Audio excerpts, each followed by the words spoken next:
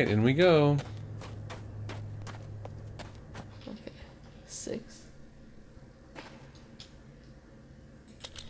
3, 4, 1. Yay! Now what? Yay! All right. This is progress here. Whoa, is this inside Farley's house? It is. Oh, wow. Okay. But how does CW come in here? Wait, there's a journal. We have to... Welcome to Hunrath. Please give us a bit of information about you so we can get to know you a little better. Name, date you came from, please use 4-digit year. Wow. Where you came from, country and city. Circumstance under which you were taken. Please note any danger you noticed. Emptied and filed 12,000 AH, 13,000 AH, and 15,000 AH. Huh. Samuel Carson, January 2017. Karen. What's that? Karen? There's no S. Oh, you're right. Manakara, Madagascar. I had just arrived and was driving my supply truck along the coast south of Manakana when I recall being washed away and the seed appeared. 15,257 AH, male, 61. Huh. Okay. What's AH? I wonder what that means. I don't know. Yeah, amp hours? Uziel? Sorry. Let's see, 1942, March, Lübeck, Germany. The last thing I recall is a large rumbling while I was hiding in the cellar of a vacant building. I ran toward a bright light in a stairwell. 50,841 AH, male, 26. Wow. Maria Gallego, 1988. Cozumel, Mexico, on my boat and bad storm. 60,023 AH, female, 46. Jang. Let's see, March of 2042. Oh, wow. Portland, United States of America, skiing, Mount Hood. 16,717 AH, male, 37. Wow. Cool. Okay, should we take pictures? Because are we going to need to reference any of this? Probably not, but... I don't know. Can I save it? I cannot. That's okay. I guess I could. I don't know. It just seems like we made... Oops. Well, Let's see him. that just seems kind of interesting and important, perhaps. Yeah. I don't know. Okay. What's this? What is that? Oh, it's a projector or something. Perhaps. Turn the power on. Okay, point it at the map. There we go, Map. maybe? Hold on. Map. What? Map. To Okay. the left. You gotta make move over.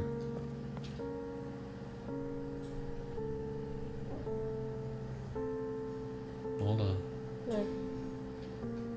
What is this? I don't know. Alright, the cemetery. We're at Farley's house. We came in through this side. Uh-huh, yeah. So, there's the tree which we couldn't get to. Is this the tower? The rail yard. There's a big circle. So is that secret building, maybe? Maybe. I mean, there's the wall we couldn't get on top of. True. It's behind Farley's house. Yeah. Between Farley's house and the... Shop Okay, there's battery, CWs. the bleeder. That would be Bleeder, that tower that has those wires that go into the barrier. Is So it? it's bleeding stuff off of the, like, power, maybe? Oh. Fuel. Let's see if we can get it Scrapyard, lower. Can I... Supplies, plateau, river. Oh, neat. I didn't know I could move through that. Bosque, maybe? I can't. Should take a picture of that. Oh, true. That's probably good.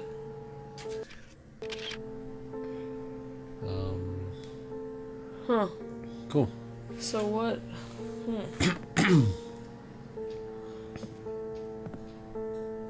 that down. What is this? Oh.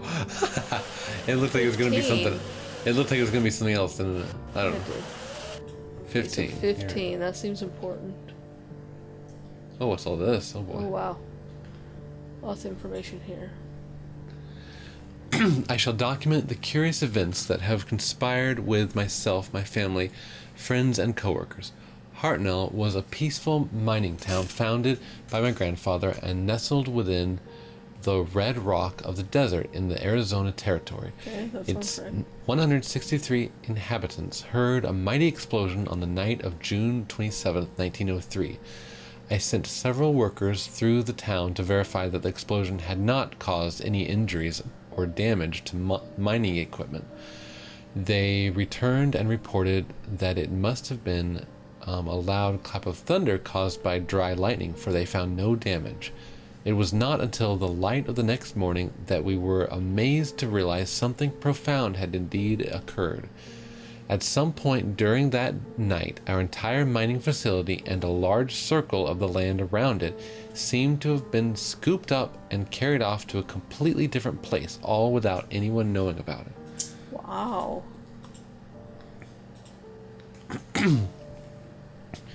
The entire landscape outside of our circle of desert could only be described as alien. Large floating rocks could be seen in the distance. No one had ever seen anything like it anywhere on Earth. We fully explored our new surroundings, hoping to find a way home. No way home was ever found. In fact, we soon discovered we soon discovered what we take for granted now. Not only could we not get back home, we also could not access the landscape outside the desert. Curiously, we discovered that a flow of water was provided from a high point of rock, and we discovered a small tree growing in the very center of the circle. Our central tree that is so important to our lives here was just a mere sapling back then. That's incredible. Yeah, it's cool. Species description: Mofang. Through ambassador seeds, the Mofang were the first non-human species humans were introduced to.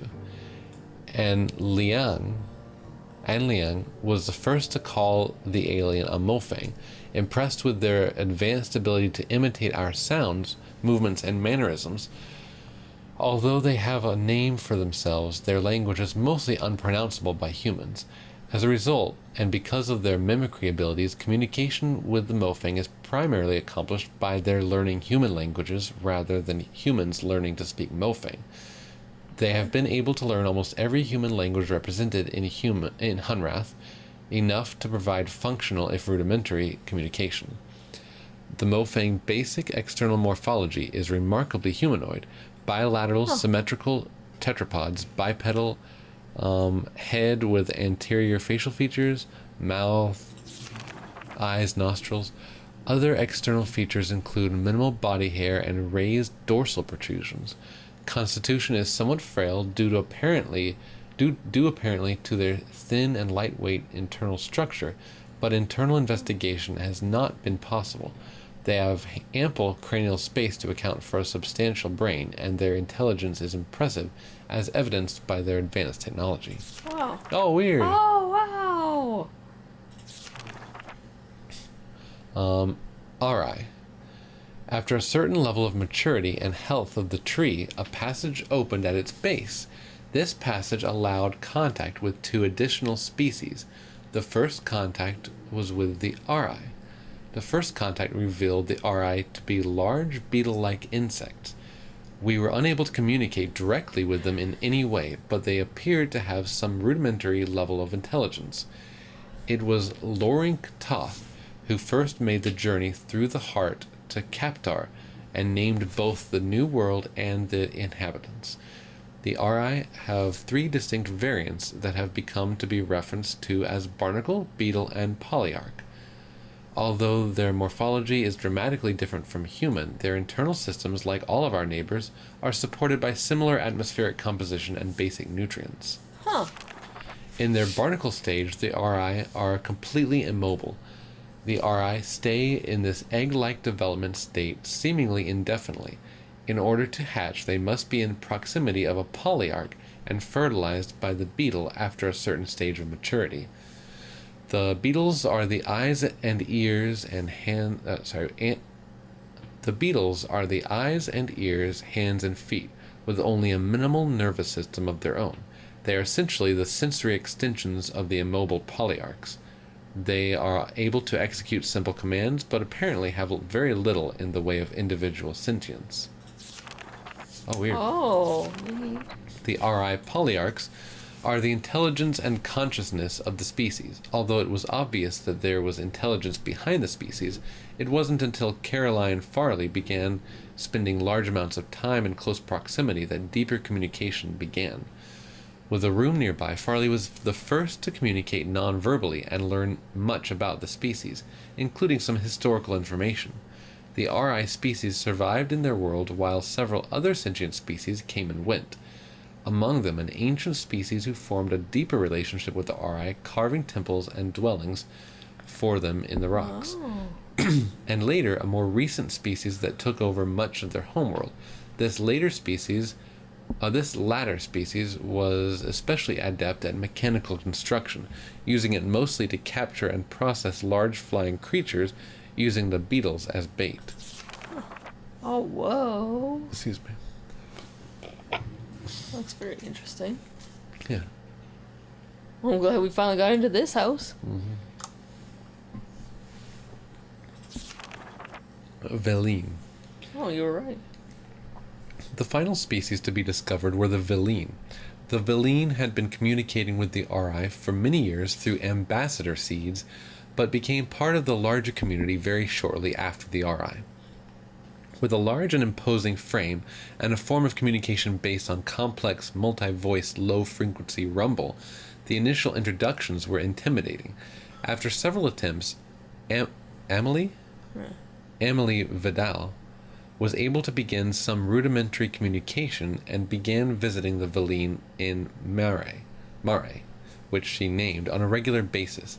She discovered a complex and amazing society that was able to use their technology in unexpected ways. They had the ability to quickly transform their world using extruded structures based on some form of complex miniature substrate material. Unlike the other worlds, the Veline sphere is scooped out of a Veline resettlement group that was preparing to set off into space to find a new homeworld. This was their way of life, to put themselves into stasis and scatter themselves through the stars. As mentioned previously, their appearance is imposing, standing about 9 feet tall, with a distinct reptilian resemblance. They have 6 limbs, 2 muscular legs and arms, and a smaller set of arms. Wow. They control every aspect of their technology with their vocalizations, but over the years they have created control panels based on their number system that allow other species to easier access elements of their technology. Cool. Oh, whoa. That's it. That's pretty incredible. Yeah. Communication. Talking with our neighbors. We take communication for granted, even with the varied languages we find here in Hunrath.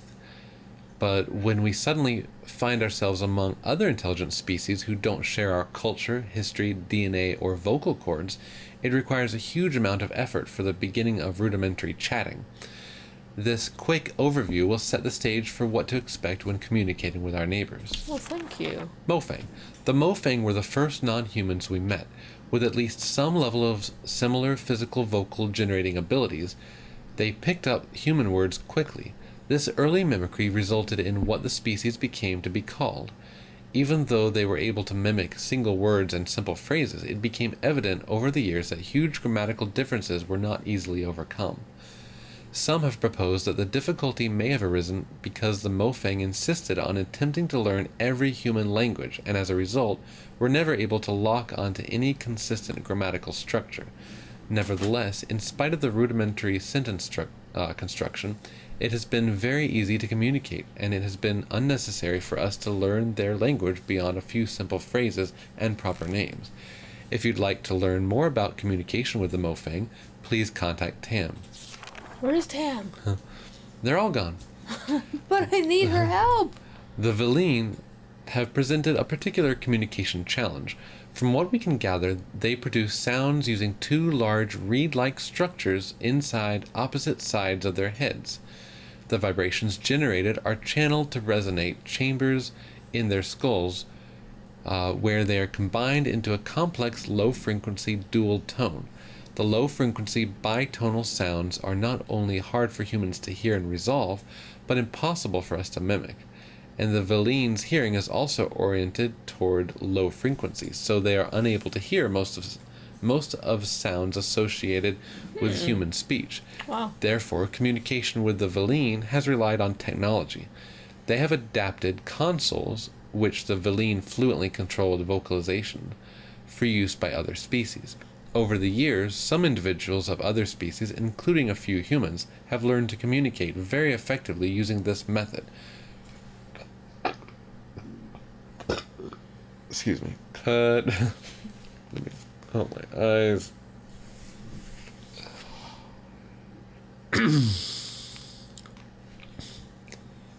Humans have been able to pick out some higher frequency characteristics of certain key Veline words over the years, and although we can't speak to them in a way that the Velines can understand, we are occasionally able to hear and recognize these words when spoken distinctly by the Veline. If you'd like to learn more about communication with the Veline, please contact Vito. Well, Vito's gone too! RI. None of the stages of the RI morphology have any vocalization apparatus. Because of the obvious synchronization of the barnacle flash and the ability of the pawns to provide for and address the needs of the polyarchs, it was assumed that the species could communicate effectively.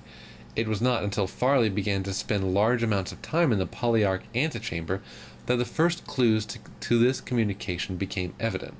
After months of research, Farley began to have limited success with receiving some kind of simple messages that were coming from the polyarchs. It is apparent now that the polyarchs had been attempting to communicate the entire time, but they themselves had been experimenting with various channels until they finally got a response from Farley. After this breakthrough, others were able to tune in to the polyarchs and learn to listen. Both the polyarchs and the pawns have a simple organ that can sense human vocal frequency, enabling them to sense simple responses from humans. But over the years, Farley was able to learn to speak to the polyarchs via a related form of extrasensory transmission. If you'd like to learn more about communication with the RI, please contact Farley. So Okay. who wrote this? I'd like to know. I don't know. The mayor? CW? Seed information. Okay, that's what they look like.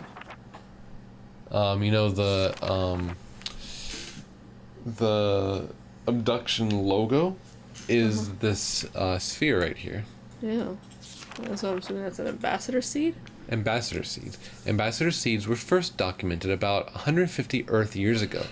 They occur about once every 400 days if the trees remain healthy. Natural seed swaps occur between pairs of seeds that we now know dropped simultaneously from healthy trees in paired sphere. When each seed was touched by species in sphere, the swap occurred, sending an ambassador from each sphere to the paired sphere. Location of the swap is defined by the location of the pairs. Wait, hold on. Sorry, I just want to know when each seed was touched by species. Okay, but do they have to be like one of our seeds have to be touched by by a human at the same time as another seed in another sphere? Location of the swap is defined by the locations of the pairs of seeds. After the first swap, the seeds recharged quickly, allowing for a quick return. First meetings were intense but naturally short. It was quite a surprise for both the Mofang and us. Over time, the seeds required more time to recharge, producing longer visits between species. That's ambassador seeds. Now, collector seeds. Everyone who arrives is familiar with the collector seeds. The bright light that we were all drawn to right before the event that brought us here is a collector seed. What new arrivers may not be aware of is that these seeds, like all seeds, come in pairs. When the tree drops a collector seed on the ground, it signals that its twin has begun its quest for a new being. That search may take hours or it may take years. When an appropriate situation, a natural threat of death, is found, The seed activates and swaps a smaller but varying sized sphere from Earth or whatever appropriate homeworld here to Hunrath. As Hunrath became more populated, we could watch for a newly dropped collector seed, collect it, and place it in the entry canyon area. This allowed us to provide a more predictable entry experience for new arrivers and provided a single area to collect any resources that may have come along with the new arriver. Cool. Wow. Unlike ambassador seeds and mother seeds, collector seeds do not seem to survive. The inner core is spent, leaving only the lifeless outer husk. We've seen that. Yeah. Mother seeds. Okay. Postulated but unverified. First suggested by Amelia Hamsa. Alima Hamsa. 2232 BH. We don't know what BH is. Well, there was AH. So, 15,000 something. So that's a measurement of time, apparently. Right. Huh. So it's BH and AH, like BC and AD.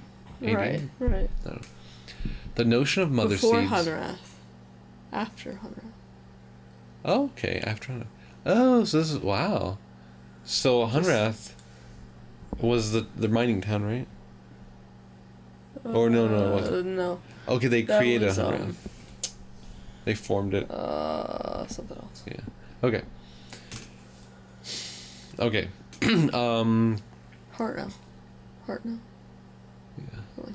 So first suggested by Alima Hamsa, the notion of mother seeds extrapolates the behavior of lesser seeds to a superseed. She posited that the process that actually created the paired spheres was similar to all other swaps, but on a much grander scale. The idea is that two seeds from a mother tree were scattered on the galactic winds to find appropriately similar environments. When matches were found, some process was triggered that swapped large portions of landscapes between vastly different worlds. Alima further noted that the trees' locations in the center of the spheres suggested that trees grew from these mother seeds.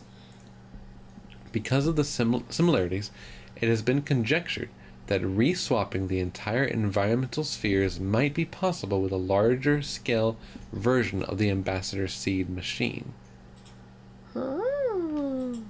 Huh. Okay. Okay. I feel like we're getting somewhere now. A little bit of understanding. Yeah, a little bit. Anything else? There's a bunch of papers on the floor, but I don't know if any of them can be Yeah, they're not shimmering. looked at or collected. Yeah. Okay, anything else? What's that? The corner. This corner? Yeah, right there on the floor. Magnolia. Huh. Bloom or something? Well, you didn't try to hover over it? You can't. See, it's not blinking. Oh, yeah, I see. Right, I forgot we had the hints on. So used to that. Oh, yeah. Oh, hello. Creepy, sorta. Little koala bear. Maybe that's the same kid with the fire truck. Okay.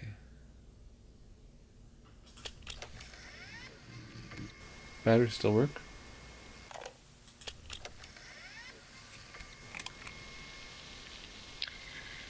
Well, I feel like I should say something. We haven't heard from Shavar. So, well,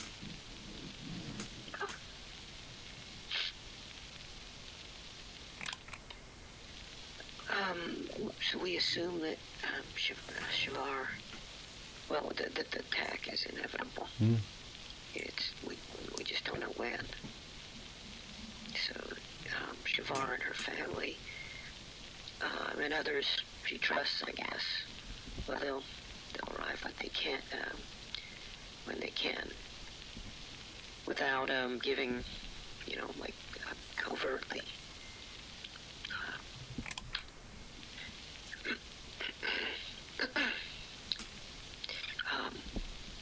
So the plan will happen, in spite of our,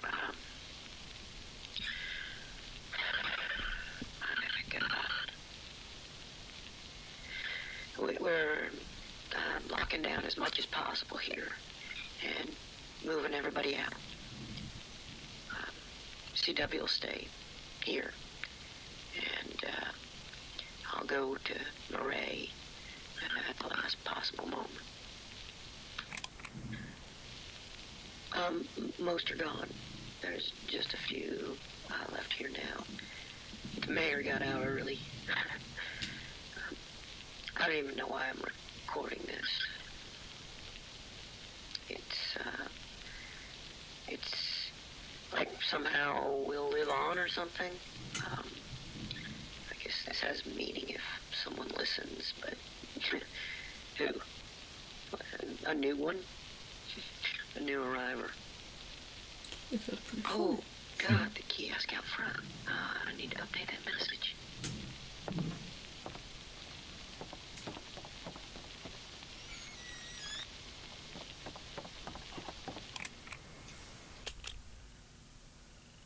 Just in case there's anything pertinent on the other side. Yeah. Anything that we didn't hear at the beginning of the game. Yeah, because I mean, I don't think she spoke for very long until she cut out.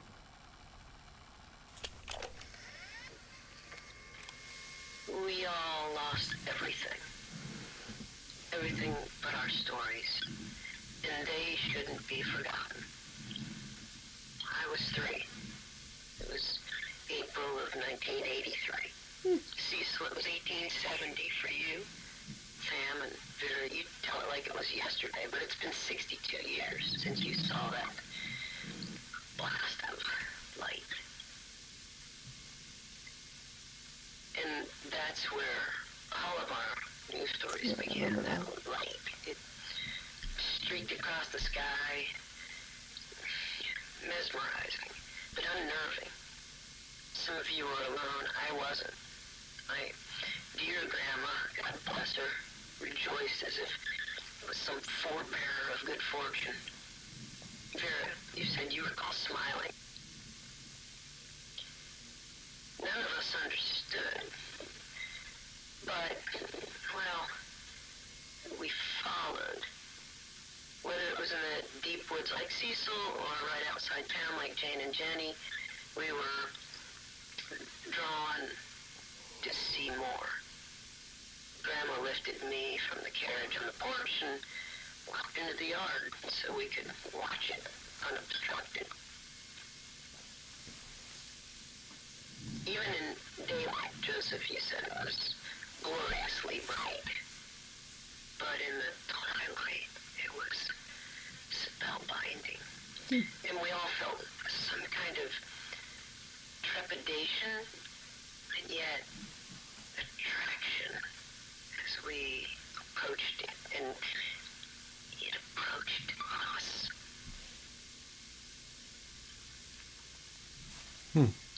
So close, so radiant, and that sound, deep and vibrant, organic.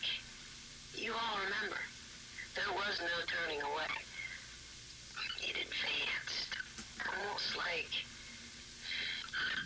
purposefully spinning slowly until, well, it found us, each of us. We should tell these stories because it saved us, and there must be more. It was in the middle of the afternoon. I was watching the sunrise. It was about 2:30 in the morning. December 26, 1948. May 7th, 2009. September 3rd, 1995. I was down by the river. I was hiking in the desert, in the park with my grandson. I looked up and saw a Brilliant flash of light that exploded in the sky. The light it flew into the clouds and behind the trees and it disappeared. I looked around and, to see if there was anyone around. See if anyone else had seen what I had seen. there was no one around. They all saw it too. Mom definitely saw it. Well, it was just beautiful. There was something calming about it. Yeah, I don't mind telling you, I was kind of freaking out. I tried to follow it, tried to get a better look at it. Wanted to see it again. it had disappeared, overlooked, but I found nothing. And it streaked through the sky again. It seemed like it was looking for something. Or looking for someone. And then it found me. And it found me. Found me. Found me. Found me. Found me. Found me. It found me. Okay. Wow. Cool. Huh. That's good. Okay, there's a child's drawings. Oh yeah. I mean, obviously they were child toys.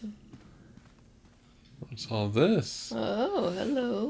Okay, 1. Seed pair. 2. Find planets with similar atmospheres. Like Earth and Wolfing. Swap. 4. Tree from seed. Heart. Huh. So there's a sphere from Earth on Mofang. And then there, or Soria. It's a Mofang planet. Oh, excuse me. There's a sphere from Soria on Earth. And there's... It's a heart. What is that? Oh, this sphere right here is called Heart. Oh, right, okay. Somebody actually managed to take a picture of the seed. Yeah. So what happens at fruition? And then from the heart, there's to these different planets. Yeah. So what happens at fruition? Swap where? Home? When? Huh. Maybe dead? More seed pairs scattered throughout the universe? Why scattering? Heart connected path open when mature. Heart superposition. 4 species meet. There's the Ri, the Mofang, and the Valine. And humans. So this would be humans. I don't really get a lot of what this they're But there's talking another about. one too. What? Alright. William Wolfang. I think that isn't Oh, that that's it. Oh. Yes. Okay, well, is that it? Oh, what's this? My brother, small and nice, sings constantly, as noisy as a rock concert. If only he would be quiet. Oh. That's cute.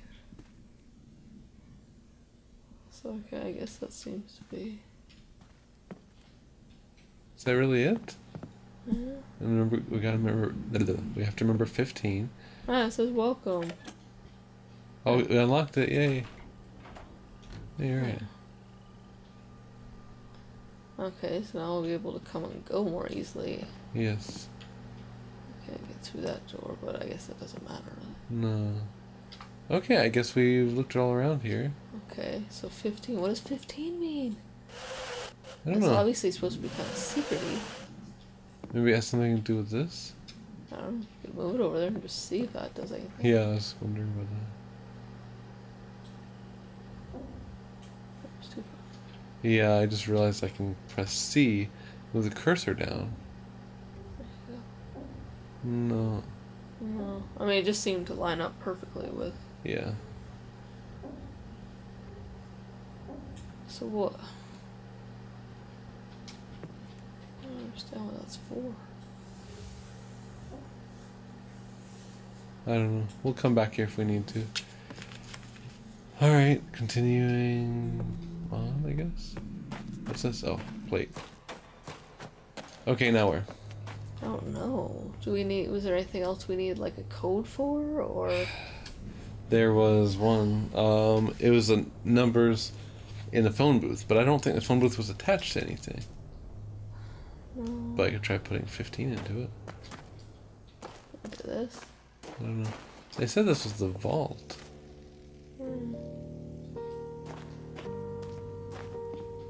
Okay, well, how do you get up to that that wall? It would be up here, above us, but